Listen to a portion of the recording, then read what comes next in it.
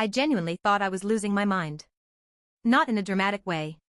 But in that slow, quiet way where you start questioning your own memory. Like, did I really leave that there?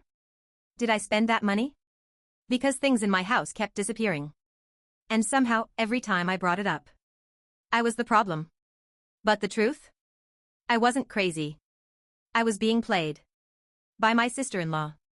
And the worst part? She didn't just steal from me. She chose me. So I'm 27, married to my husband Jake. We've been together for 4 years, married for 2. Everything felt normal in the beginning. Jake is great. Supportive, calm, the kind of person who avoids drama. His family though? They're close. Like, really close. His younger sister Emily lives about 15 minutes away, and she had this habit of just showing up. No text. No call. Just knocking, or sometimes not even that. At first, I didn't think much of it. She'd hang out, borrow things, chat for hours. I thought she just felt comfortable around me. Now I realize, it was something else. It started small. A lipstick I couldn't find. Then earrings.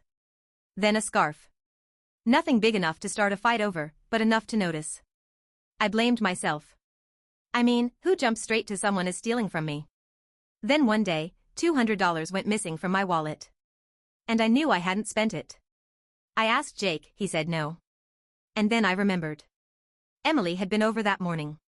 So later, I brought it up casually. Not accusing, just asking. And she laughed. Like it was the most ridiculous thing she'd ever heard. Wow, you're really that forgetful? That's kind of concerning. And I don't know why, but that stuck with me. Because suddenly, I wasn't sure anymore. Maybe I was forgetting things. After that, everything became a mental battle. Every missing item turned into doubt. And Emily? She acted completely normal. Smiling. Relaxed. Comfortable. Sometimes she'd even take things in front of me. Oh, I'll just borrow this.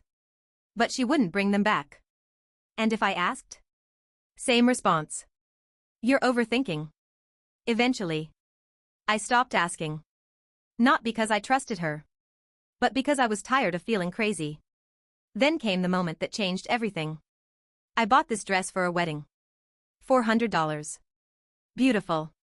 Wore it once, got it cleaned, hung it in my closet. I remember putting it there. A week later, it was gone. Completely gone. I searched everywhere. And again. Emily had been over. But this time, I didn't confront her. Something felt different. So I checked her social media. And there it was. Her. At a party. Wearing my dress. Same exact one. And in that moment, everything snapped into place. But I didn't act right away. Instead, I checked our home security cameras. And what I found? It made my stomach drop.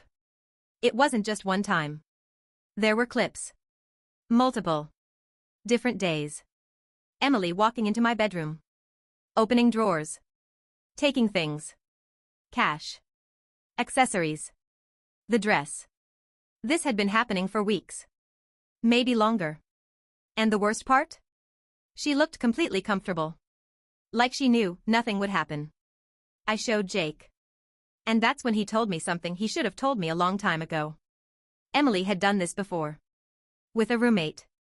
The girl accused her of stealing, but the family defended Emily. The girl ended up apologizing. Emily got away with everything. And then Jake said something that honestly chilled me. She told my mom once, "You're quiet. You won't fight back." That's when it hit me. This wasn't random.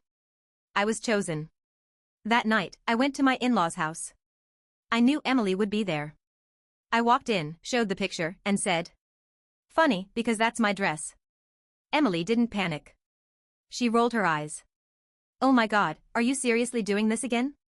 "It's my dress." So I zoomed in. Showed a unique mark. Silence. Then my mother-in-law spoke. Calm.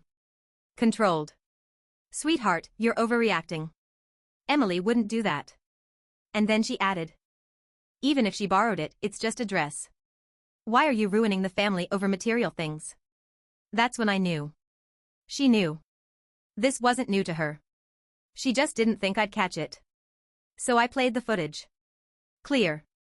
Undeniable. The room went silent. Emily's face dropped. And for the first time, she didn't have anything to say. But here's what they didn't know. I didn't come there just to confront them. I had already taken action. I changed the locks. I saved every clip. And earlier that day, I filed a police report.